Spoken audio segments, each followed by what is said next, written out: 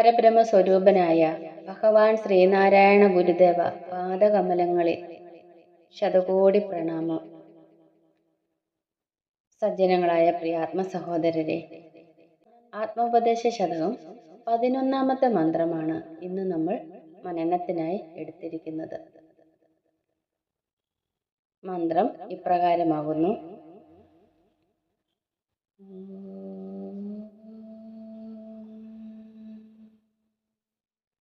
അഹം അഹം എന്നരുളുന്നതൊക്കെ ആരായുകിലകമേ പലതല്ല ഏകമാകും.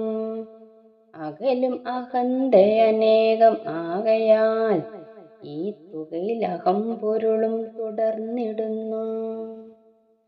അഹം അഹം എന്നരുളുന്നതൊക്കെ ആരായുകിലകമേ പലതല്ല ഏകമാകും.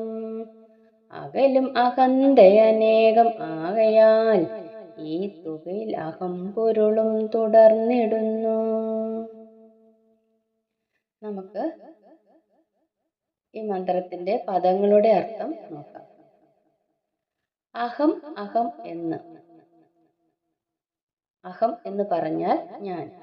അഹം അഹം എന്ന് പറയുമ്പോൾ ഞാൻ എന്ന് അരുളുന്നതൊക്കെ, നാം പറയുന്നതിനെയല്ല, ആരായുകിൽ തിരഞ്ഞു മനസ്സിലാക്കുകയാണെങ്കിൽ, അകമേ പലതല്ല, ഉൾസാരത്തിൽ വേറെയല്ല. അകമേ പലതല്ല എന്നതിൻ്റെ അർത്ഥം ഉൾസാരത്തിൽ വേറെയല്ല, ഏകമാകും, ഒന്നു തന്നെയാണ്. അകലും, എന്നിലെ ഞാൻ വേറെ അവനിലെ ഞാൻ വേറെ എന്ന തരത്തിലുള്ള. അകലും എന്ന് പറയുമ്പോൾ എന്നിലെ ഞാൻ വേറെ അവനിലെ ഞാൻ വേറെ എന്ന തരത്തിലുള്ള. അഹന്ത, അഹന്തയുടെ അർത്ഥം ഞാൻ എന്ന ഭാവം. അനേകം ആയാൽ, അനേകമാണെങ്കിൽ. ഈ തുകയിൽ എന്നതിൻ്റെ അർത്ഥം ഞാൻ എന്ന ഭാവങ്ങളുടെ എല്ലാം സാരം ഒന്നാണെന്ന തരത്തിൽ. അഹം പൊരുളും, പൊരുളായിരിക്കുന്ന പരമാർത്ഥത്തിലുള്ള ഞാൻ തുടർന്നിടുന്നു, ആധാരസത്യമായി നിലകൊള്ളുന്നു എന്നാണ് വാക്കുകളുടെ അർത്ഥം. ഒരിക്കൽ കൂടി നോക്കാം.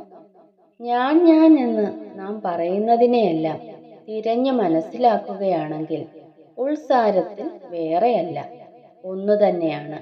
എന്നിലെ ഞാൻ വേറെ അവനിലെ ഞാൻ വേറെ എന്ന തരത്തിലുള്ള ഞാനെന്ന ഭാവം അനേകമാണെങ്കിലും, ഞാൻ എന്ന ഭാവങ്ങളുടെ എല്ലാം സാരം ഒന്നാണെന്ന തരത്തിൽ പൊരുളായിരിക്കുന്ന പരമാർത്ഥത്തിലുള്ള ഞാൻ ആധാരസത്യമായി നിലകൊള്ളുന്നു എന്നതാണ് ഈ ശ്ലോകത്തിൻ്റെ അർത്ഥം. ആന്തരികമായ അർത്ഥത്തിലേക്ക് കടക്കുമ്പോൾ അത് ഇപ്രകാരമാണ്. എല്ലാ മനുഷ്യരും അവരവരെ സംബന്ധിക്കുന്ന കാര്യങ്ങൾ പറയുമ്പോൾ ഞാൻ എന്നാണ് പറയാറ്, അല്ലേ? നമ്മളെല്ലാവരും നമ്മളെക്കുറിച്ച് സംസാരിക്കുമ്പോൾ ഞാൻ എങ്ങനെയല്ലേ പറയുകയുള്ളൂ?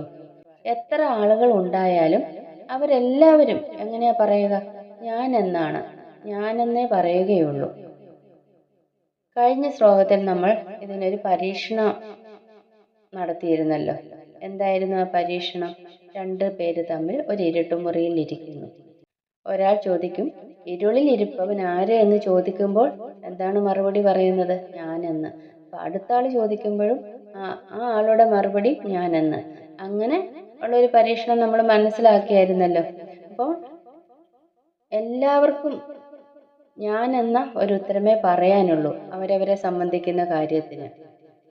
ശ്രവണം, മനനം, നിധിധ്യാസനം ഇവ 3 ചേർന്നുള്ള ഒരു അന്വേഷണത്തിലൂടെ മാത്രമേ ഞാൻ എന്ന ആത്മസത്യം എല്ലാവരിലും ഒന്നാണെന്ന് ആനുഭൂതികമായി അറിയാൻ കഴിയുകയുള്ളൂ.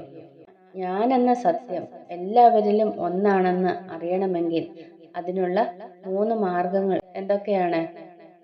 ശ്രവണം, മനനം, നിധിധ്യാസനം. ഇവയിൽ കൂടി മാത്രമേ ഞാൻ എന്ന ആത്മസത്യം എല്ലാവരിലും ഒന്നാണെന്ന് മനസ്സിലാക്കുകയുള്ളൂ. അനുഭവസ്ഥനായ ഒരു ഗുരുവിൽ നിന്നും നേരിട്ട് നാം കേൾക്കണം.